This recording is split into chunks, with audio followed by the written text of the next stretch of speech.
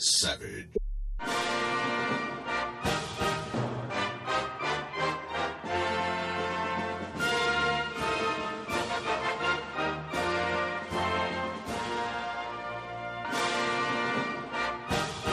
I recently mentioned an article written by Grace Voto that spoke about the bigger picture of Michael Savage being banned from Britain as an attack on all of our free speech and foreshadowing of things to come. She joins us now. Grace Voto, welcome back to the Savage Nation.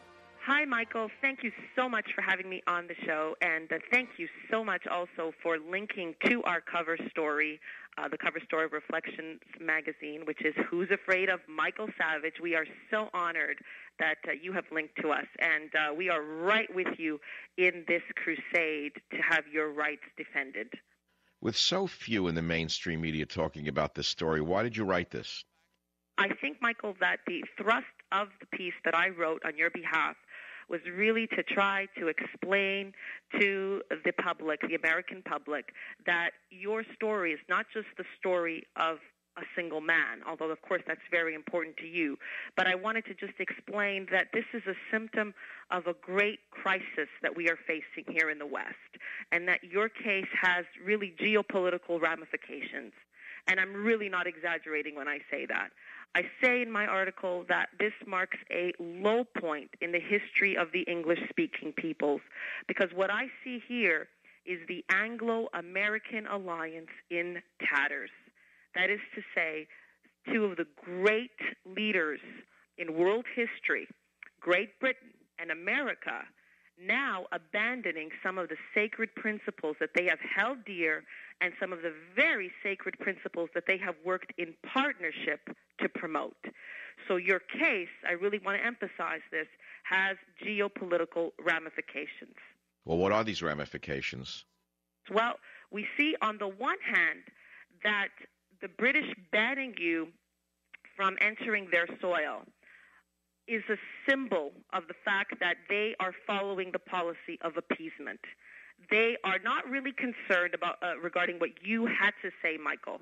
What you said ultimately is really irrelevant. You're just a scapegoat in a larger crusade, and that crusade is to appease the Muslim world. As you wrote in your book, they simply wanted to show balance on their terrorist list. They wanted to present it as though the fact that they're banning some Islamist terrorists from entering their soil, it's not really ethnic profiling, because, you see, we also put a well-known American personality on the list. Exactly. In reality, you could have said absolutely anything. You could have said, I love pigs. And they would have said, oh, we've got to put this guy on the terrorist list to ban him from entering on our soil because we must appease the Muslims. This is all about appeasing the Islamists and their attempt to be even-handed, fair and balanced. However, what we see is that they're not being fair and balanced. They're being weak and cowardly. And the English are drifting from their own heritage. They were pioneers of individual liberty, of democracy, of capitalism, all these things that they have held so valiantly throughout their history. And now, in order to appease the Muslims, they're willing to throw these in the trash. And what do we see happening with the conservative government that came to power? The conservative government now led by Mr. Cameron, the same absolute cowardice. In addition to the cowardice that we're seeing from the British, we are seeing that they're essentially following the lead of America, because it is our own president who is setting the trend, setting the model for how to deal with the Muslim world, which is simply one of apologize, appease, try to give them the impression that we are all wrong and they are all right, and somehow by doing this, their jihad against us will disappear. Of course, this is absolute folly. That's crazy. Sorry, crazy. And what I find extremely alarming, too, is that as Obama tries to appease our enemies, he has also destroyed some of our traditional alliances that have upheld the torch of liberty, the alliance that the British and Americans have had, especially very strongly throughout the second half of the 20th century. It was Churchill and Franklin Roosevelt who together upheld democracy and freedom against Adolf Hitler and Mussolini. They then upheld the torch of liberty throughout the Cold War against the communists. And even after we were struck, after the jihadists struck us on 9/11, it was then Prime Minister Tony Blair and our President Bush who together maintained the Anglo-American alliance. But when Barack Obama came to power, he decided that there was going to be a new foreign policy. And this new foreign policy consists of, as I said, appeasing our enemies and, you know what, doing the really brilliant thing of antagonizing our friends. As you recall, one of the first acts that he did was he sent back the bust of Winston Churchill to the British because Obama resents the British imperial legacy. And he also antagonized the labor leader, Gordon Brown, by giving him these inconsiderate gifts, further snubbing him. And then he went on a tirade against British Petroleum, further antagonizing the British, so that polls show now that the British believe, that the majority of Brits believe that the current administration is anti-British. Mm-hmm. And so what we see here is the collapse of the Anglo-American alliance. And as that collapses, the two nations that have been instrumental in defending individual liberty are essentially cowering. They're weak. They're incapable of resisting the jihadists among us.